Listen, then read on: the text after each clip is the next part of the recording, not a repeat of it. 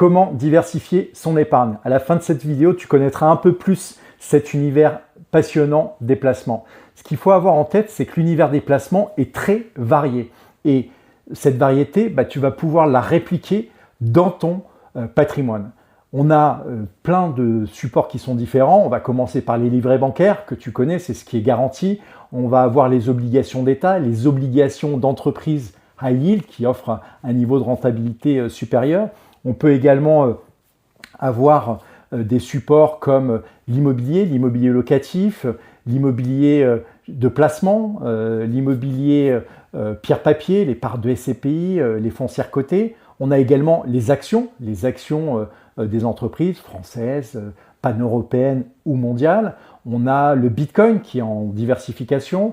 On peut avoir les matières premières.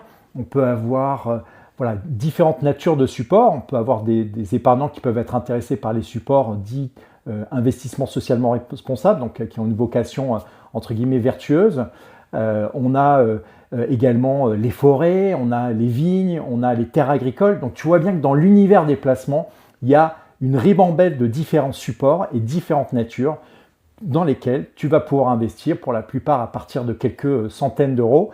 Ce qui est important, c'est la diversification, mais c'est aussi le suivi. C'est pour ça qu'on a créé Monujo. Dans Monujo, tu peux suivre ton placement, ton portefeuille immobilier au sens large.